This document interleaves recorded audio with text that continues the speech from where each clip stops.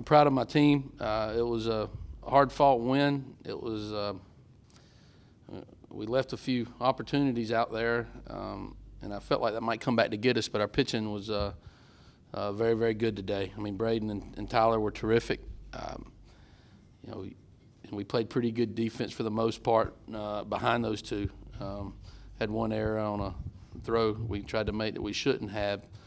But all in all, a great game for us. My kids displayed some toughness and some resiliency and some want to, and kids, LT's out there, bleeding all over the place and doesn't want to come out of the game, and it's really, really neat to coach guys like that. So the team win for us, big swing of the bat by Jonesy there, and it's a big SEC win for us, and we'll come back tomorrow and see if we can play our best game of the weekend. Questions? Aaron. Coach, Tyler Johnson was pretty dominant back there, obviously, today. How have you seen him grow into this role where it seems like now he's really a key piece for you at the back? Right. Tyler is probably – he's a very, very hard worker to the point where we have to tell him to get out of the weight room and slow down. You're doing too much. And he's a workaholic. And he's put on some weight, good weight since he's been here, obviously.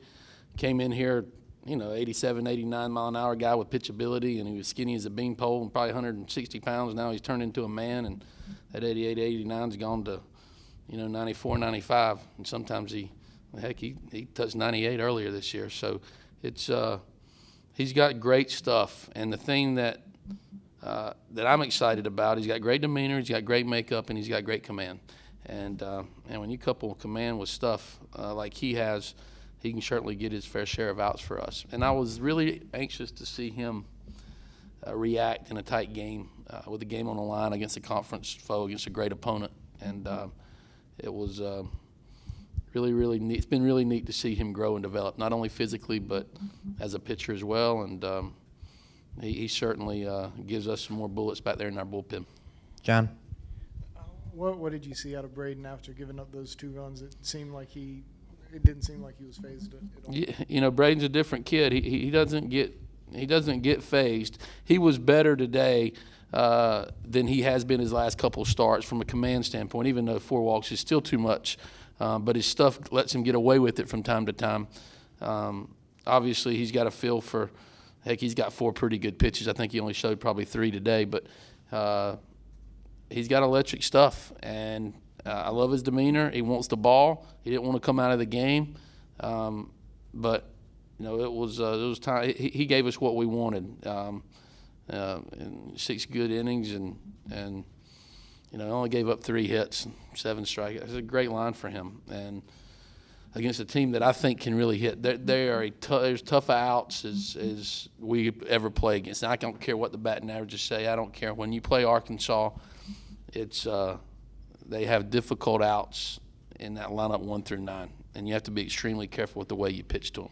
And he got after him pretty good, and it was aggressive, and wanted the ball, and pleased with the way he threw. Obviously, if he ever his best pitching is in front of him, obviously, because when he develops command, and he's had command, but he had surgery, so he's just trying to get over that too. But when he becomes polished and it's 0-1, 0-2 on hitters, he'll be very, very difficult to handle because his stuff's so electric. Colin? You said after the Clemson game you were kind of unpleased with how your team approached their at-bats. What have you seen through the first 2 games SEC play that maybe changes that? Well, our last, I don't know, I guess since that Sunday game at Clemson, we've been pretty good offensively, not just the last 2. And we've just been more aggressive, and we're trying to use the other side of the field. And we've kind of gotten a little bit more consistent with our lineup. That's probably played a part of it. Kids know when they come to the park that for the most part they're in the game, and we rotate some guys early, and so it's guys are aggressive right now. They're swinging the bats. They're feeling good about themselves, and hopefully we can continue that.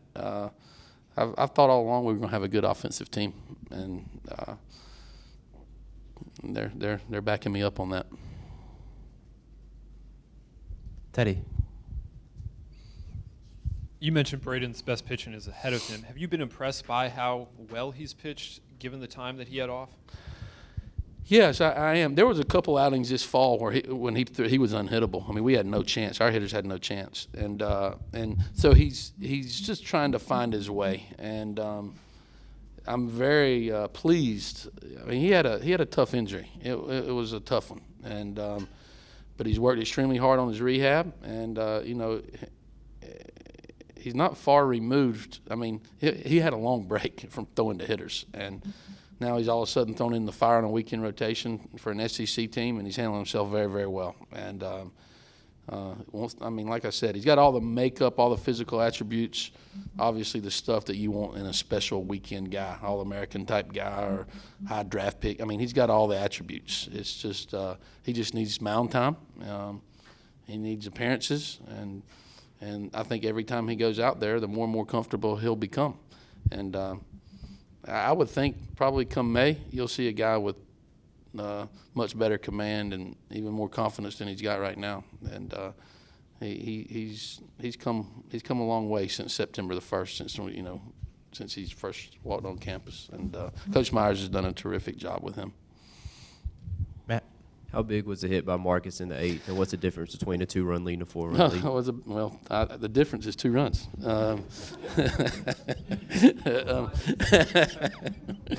Oh, Lord. No, I mean, it was huge. And Marcus had been struggling a little bit, but Marcus is a tough out. You can just look at his walk-to-strikeout ratio. He's a tough nut. And when he senses a big opportunity, I like him in there. And obviously, you never feel safe against Arkansas. But you feel a lot safer with a 4-run lead than you do a 2-run lead. And we'd have probably been a little bit quicker in a 2-run lead to go to Reagan, in that situation. And who knows what transpires? A bad hop here, a bad hop there, a bloop there, and all of a sudden, one of their boppers comes up and it's a tie game. So obviously, it was a big hit, and it certainly allowed us to take a deep breath and feel a little bit better about our chances. Aaron. Coach, I'm sure you've talked plenty around here about John Jones, but I know you thought he could be a pretty good player, but has he exceeded to this point, 5 weeks in, has he exceeded what you expected even? Yeah, I mean, I don't know I know I expected him to be a good hitter, and I don't know if I don't know what he's hitting right now, close to 400, but I don't know if I expected that. But what I've been so pleased about is his presence. I mean, Dom and John and Alex, they all have a presence about them, and I think Johnny kind of leads that middle of our lineup from they got a little cockiness about him that I'm not afraid to say that this program's kind of been built on, and he brought some characteristics to our team and to our lineup that we had during some of those runs, and as good he is as a hitter. The attitude and the confidence that he brings is infectious and has made a huge difference in our locker room.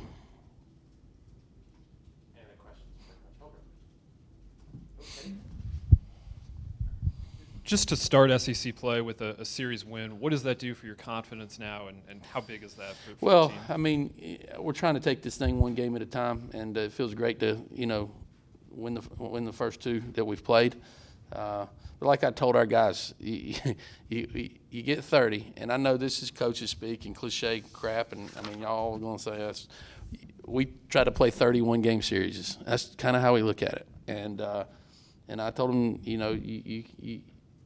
tomorrow you don't want to look back in May and say that Sunday game against Arkansas we were satisfied and we didn't come to the part ready to go, because you only get 30, and we're just going to take them one at a time. And sometimes those Sunday wins are so huge when you hadn't won the first 2, or you split, or you lost the first 2, and you salvaged something. And so we're going to try to take the approach that this Sunday game is extremely important, and I'll be very, very upset and disappointed in my team if they come to the park satisfied tomorrow. I expect them to lay it on the line. I'm sure Arkansas is going to throw Jackson in there pretty early, and we'll obviously have our hands full. But it should be.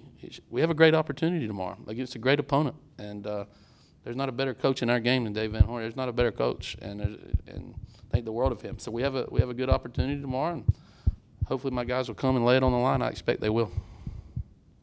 Thanks. John, one more. Sorry.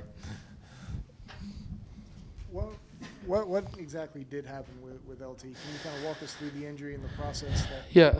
I think the cut was on his ear. He had I guess he took a 90-mile-per-hour fastball and hit him in the back of the batter's helmet, and they got holes in them. So I think when the force of the pitch forced the helmet to move, and then the ear hole lacerated the top of his ear. The helmet actually cut, not the ball itself.